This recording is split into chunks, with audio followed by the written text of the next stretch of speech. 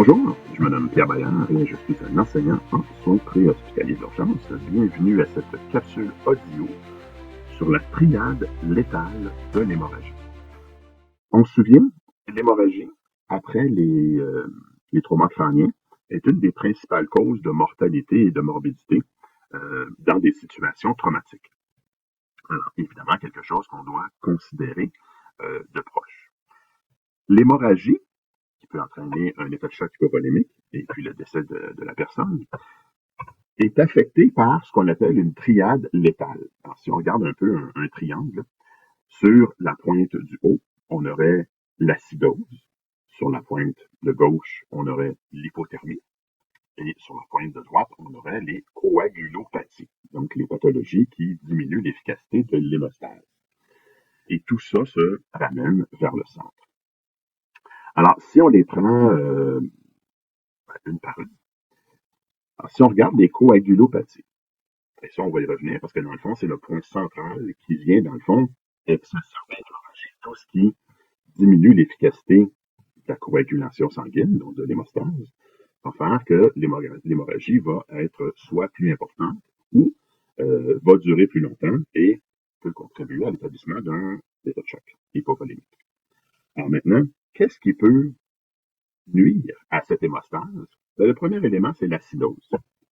Alors, comment est-ce que je vais avoir un contexte d'acidose chez un patient qui a une hémorragie aiguë? Mais rappelez-vous que dans les mécanismes de compensation euh, d'une hypovolémie, le système nerveux autonome sympathique va provoquer une vasoconstriction périphérique pour limiter le déplacement de sang vers la périphérie, vers des tissus qui sont moins sensibles à l'hypoxie, et va aussi, dans le fond, déplacer tout le sang qui était au niveau de la peau et des muqueuses vers la circulation centrale pour contribuer à la perfusion des organes nobles, cerveau, cœur, poumon. Maintenant, cette vasoconstriction-là, en amenant moins de sang oxygéné vers la périphérie, ben, les tissus vont basculer vers une respiration cellulaire anaérobique, un métabolisme anaérobique, et produire des déchets acides. Maintenant, à partir d'un pH qui se retrouve sous 7, euh, lorsque le pH va passer de 7 et moins, ben, l'acidification du sang réduit l'efficacité de la coagulation sanguine. Donc, si on est capable, c'est quelque chose qu'on va essayer d'éviter. L'autre élément qui vient affecter la coagulation sanguine, ben, c'est l'hypothermie. Et l'hypothermie, à partir d'une température corporelle de 33, 32, ça dépend des auteurs, 33, 32 degrés Celsius, ben, l'hypothermie aussi réduit l'efficacité des facteurs de coagulation, de l'hémostase, et prolonge la durée ou l'importance de l'hémorragie. Donc, encore là, l'hypothermie, c'est quelque chose à éviter. Dernière chose, l'hypothermie peut aussi contribuer à l'acidification du sang parce que, en situation d'hypothermie, un des mécanismes qui vise à réduire la thermolyse, ben, c'est aussi la vasoconstriction périphérique. Alors, en diminuant le débit sanguin vers la peau, ben, on réduit les pertes de chaleur par conduction et par radiation. Donc, l'hypothermie vient contribuer à l'acidose qui, elle, on l'a dit, affecte la coagulation sanguine. Donc, vraiment, là, c'est ces trois éléments-là que sont l'acidose, l'hypothermie, qui affectent la coagulation sanguine.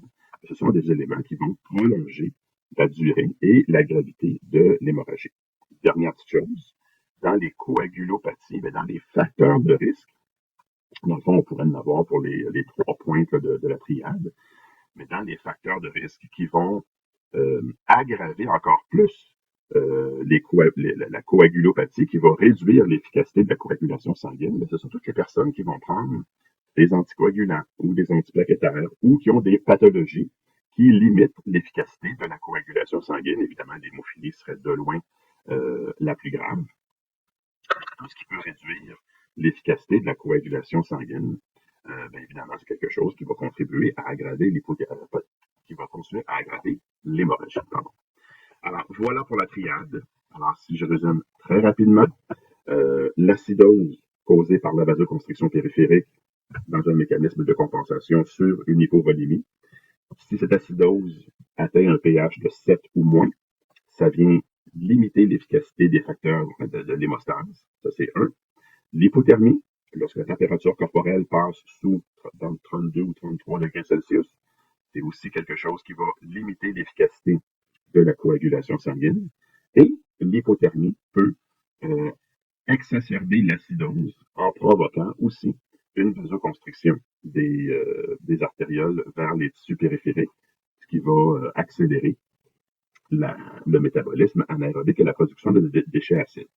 Et finalement, dans les coagulopathies, les facteurs de risque qui pourraient aggraver encore plus la situation, ce sont tous les patients qui vont prendre des anticoagulants ou des antiplaquettants. Alors voilà pour la triade létale de l'hémorragie. J'espère que vous avez trouvé cette capsule utile. Merci de l'avoir